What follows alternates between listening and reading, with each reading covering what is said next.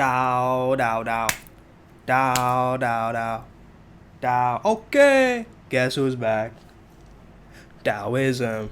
Hey there guys, how's it going? My name is Sumedh Chatterjee from the Flow Zone Academy, and I'm a flow state coach. If you don't know what that is, it means that I help you feel better and perform better. Today I want to speak to you about the philosophy, the religion of Taoism, and how it can help you actually achieve getting into the flow state.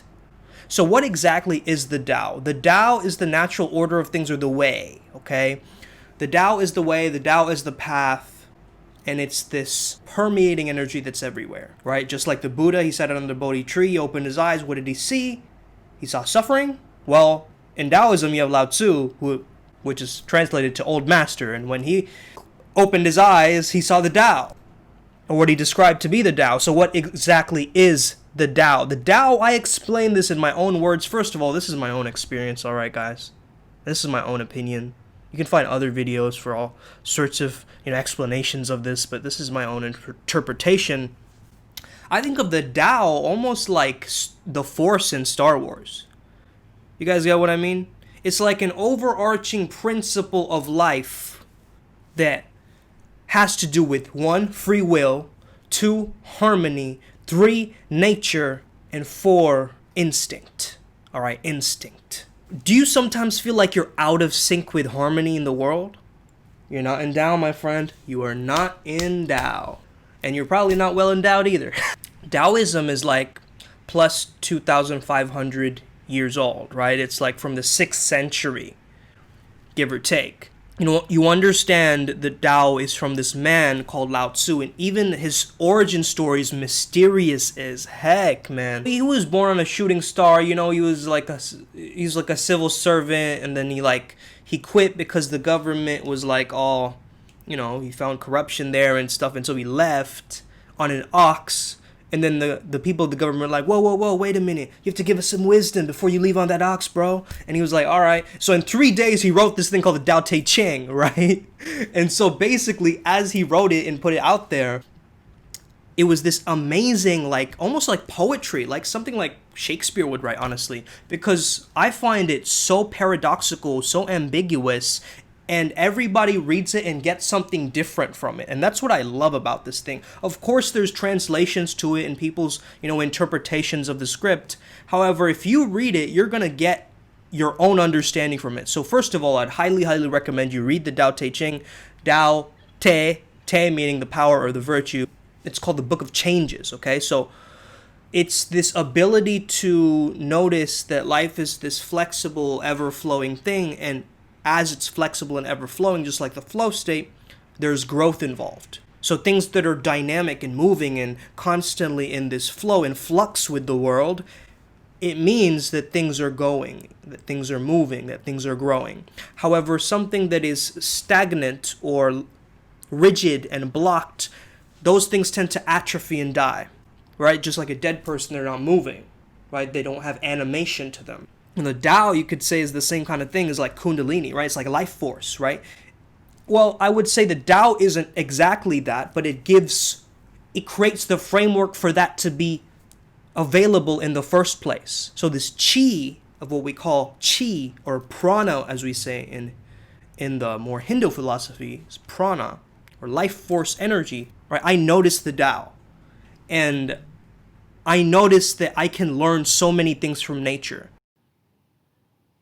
So one of the things that I've learned, which rings true to Taoist philosophy, is to follow the next step. Now you might say this is a little bit like Kaizen approach. Following the next step has helped me so much. Instead of being overwhelmed with all of these things and tasks to do, just do the next step. And as you do the next step, you can then gain momentum from that step. But if you don't do the first step, how will you do the next step? And where does the first step even start? Because if you did not fall asleep last night, you wouldn't need to wake up in the morning. That's the Tao, right? That what I believe is the Tao. It's like continuously following that urgency within, the feeling of instinct within, and just that's why in Dragon Ball Z we call it ultra instinct, right? It's like you know exactly what to do and you know exactly what to do next. Your hand just moves automatically. It's second nature to you because you are nature. You are supernatural because you are super dot dot dot natural, right? Like water doesn't flow back up the mountain. It just does what it does. It's flexible, it's versatile, and as it's moving through the crevices and the cracks of the world to make sure that it gets there in the end. And nature is never hurried, but it gets everything accomplished, right? That's one of the quotes from the Tao Te Ching. You know, you want to teach by example. If you're a Taoist, if you're a sage, you want to allow a process to unfold on its own. You don't want to force things, you want to let them flow, right? So this is the kind of paradox that I'm talking about, right? It's like, you know, a person who does not seek money or praise gets money or praise. Wait, what does this happen? This is the Tao, guys, you know what I'm saying? So the way of the world, the natural pattern unfolding in everything. If you can notice this natural pattern permeating throughout everything, the golden ratio, and all this kind of stuff also relates to Taoism, I believe. Lao Tzu is the old master, and sometimes you can't understand him. It's sort of like taking a Zen koan and trying to understand that. If a tree falls in the forest and no one's there to hear it, doesn't make a sound. Like, stuff like that, you know? It's like, go really analytical to it, or you can understand it as a symbol as well, right? You can use both your left brain and your right brain. What is the sound of one hand clapping? Well, you can say that, oh, there is no sound. It's the sound of the universe, right? The sound of silence. But then you can also go into it, like, look at it symbolically. Anahata, which is the heart chakra as well, but it's also like one hand. If you look at hat in Bengali, actually, hat, hanahata, right? I would say that means one hand. So the sound of one hand clapping is your heartbeat, right? That's my own interpretation of this. But you can look at Zen koans and these mysteries of the universe, and you can come up to with your own advantages and, you know, storylines and interpretations of it. Tao is almost the reality of opposites dancing. This is where the Yin and Yang actually came from, right? Is from Taoism. First of all, we have Embodied Dao, okay, which is Xin. Okay, Xin also meaning Mushin. Okay, so the mind of no mind. You understand it as a state of mind which isn't actually using the mind, it's actually letting go. It's a process of removal where you have this blank space of the mind, which is actually very, very relaxing, right? It's very, very peaceful to be in the present moment where you're just observing whatever is coming up instead of worrying about what the past or the future has to hold. So much in culture, we get trapped with what's going to happen or what has happened. What's going to happen or what has happened. It's this idea in Taoism, right, that between the heart and mind is this thing called Xin. And it's like this ability, right, for you to actually practically, I would say even this is like the idea of manifestation, right? It's like this ability to notice the patterns of the unfolding nature of the world. Harmonizing the life force of the Tao, which you can do through Qi. Qi through Tai Chi, through Qigong, which are very physical practices. You can do it through acupuncture or acupressure, which looks at the Chinese system of medicine, which is the meridians. You can also, sometimes we need to unblock Qi to allow the aspect of the Tao to give us much more vitality to flow through us. You know, what is excellent about this? That's a virtue, right? What is virtuous, meaning like, how is it of value to me, right? Does it give me strength? Does it, you know, what's magical about this? What is beneficial and healing about this, okay? Having some kind of a ritual or a religious practice of chanting, prayer, being in silence, sitting in contemplation, these kinds of things, which helps you to notice more of the Tao. So let's say you're doing a group project with someone and everyone's talking over each other as nothing is getting done. But if you guys are all silent and you notice, what environment are we in right now? What are we doing, right? You start observing, an idea is going to suddenly come into one of your minds and you're going to start writing it on the big piece of paper, and then someone else chimes in, oh, maybe we can do this. And then you're adding.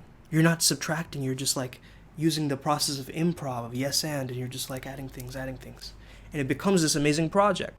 But if everyone was talking over each other, there's a sense of desire, right? An attachment, creating a higher perspective. So if you're, you know, attached to a certain object, like let's say I'm attached to this hat, right? If I'm attached to it, then I'm not looking at the whole world. I'm not looking at the bigger perspective of all the hats that could ever exist, maybe a hat even cooler than this one, right? That exists. I'm only fixated on this tiny thing. When you are not attached, you're actually zooming out, right? You're zooming out, and you're seeing things from this vast context, okay? I love the complementary and interdependent forces of yin and yang.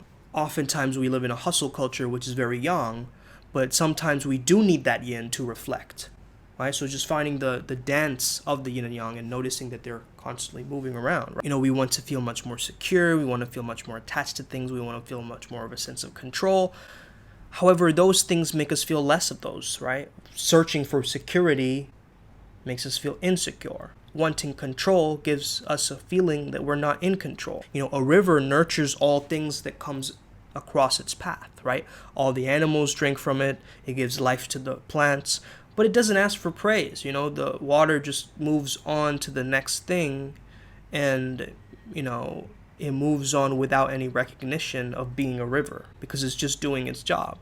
It's just there to give value. If you recognize this deep insight into your own nature, you'll understand that compassion is actually very natural, right? Compassion is actually a sign of strength, not weakness. When you're giving, it's not from a sense of you're depleting your own energy because you are energy, right? The labels are the yin and yang, right? They're just the opposites playing together. So we need to acknowledge our dark sides as well as our light side. And it's also enlightenment, is about lightening our burdens and lightening the darkest aspects of our character. We're taught all our lives to believe in everything else besides ourselves. We often, we don't own possessions, right? I don't own this phone. It owns me at times. So this possession means it possesses us. Water is fluid and responsive. There's no complaint happening. Water's not like complaining as it's cleaning the things in its path. A leader acts so everybody benefits. It's a win-win-win for everybody. There's no win-loss competition, because when you have this thing in mind, I'm going to win, this other person is going to lose, or my reputation is on the line as I'm giving this speech, or I'm trying to win this competition and make sure that, everybody else loses. It puts you into a lot of pressure mindset. Also, it's not the mind of no mind. That's completely mind, right? In the movie Last Samurai, where Tom Cruise was, he was like, too much mind, too much minds. That's what the guy said to him or something along those lines. And he was like, what do you mean? Too much minds, right? It's like too many minds, right? Too many minds working together at once, whereas he has to come from that no mind. Pay attention to silence and what emerges from the natural Tao and the natural order of things. There is an essence that interweaves and connects us all together, and by really fine-tuning a way for you to channel this thing, similar to how in the video that I did about Huna, I talk about this, but this idea of to be in the presence of breath, right? This idea of aloha that also is like permeating around the entire island of Hawaii. Continual input, as I mentioned in that group project example, blocks insight. And so don't preserve your reputation. In order to do good work, you must take good care of yourself. So yeah, I love this idea of softness overcoming hardness. Water. I have an affirmation up there that says, water, I am the water that breaks down mountains. To be the uncarved block, in a sense, where you don't let the false conditioning and the narrative of the world make you kind of person. It also talks about being a shapeshifter and having a fluid identity, not being attached to the ego or the identity of who you thought you were, because once you let that go, then you can be who you never thought you could be. I mean, this is kind of the exploration. I can go hours about this topic relating to Taoism and how it relates to the flow state. But mainly, this transient hypofrontality where it shuts down this prefrontal thinking brain. Actually, you're not thinking, you're doing, you're being when you're in the flow. And once you can understand that, it's a similar concept to Taoism in the sense of you are like water, learning from the river that just keeps on going.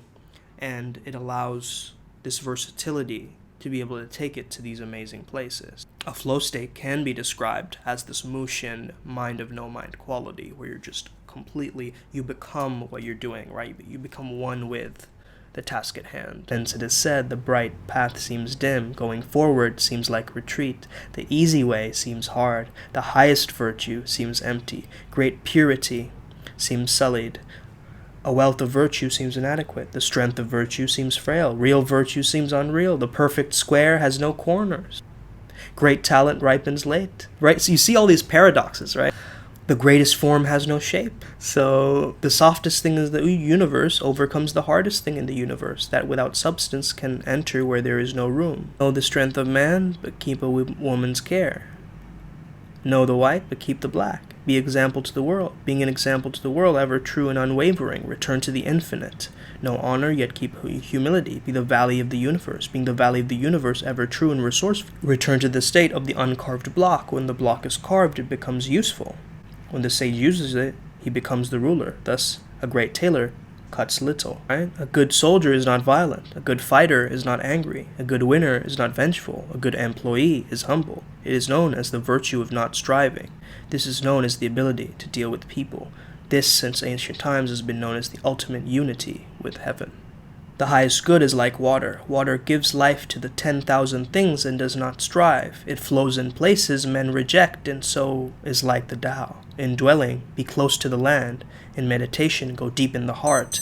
In dealing with others, be gentle and kind. In speech, be true. In ruling, be just. In business, be competent. In action, watch the timing. No fight, no blame. Guys, if you want to download this app, alright, I'm on number 8, which is actually 8 hertz is the flow state number, so it's giving me a sign to stop right here. But yeah, if you guys want to download this app, it's called Pocket Dao for the iOS. I don't know if it's on Google Play. You guys can check it out. Get the Tao Te Ching. It's the same thing basically, but it just gives you random ones each day, and I really love it because it gives me a reminder of the Tao and how I can help and how I can channel that throughout my day. So it's super powerful. I hope you found value in this video. Have an amazing day. May the flow be with you and stay legend.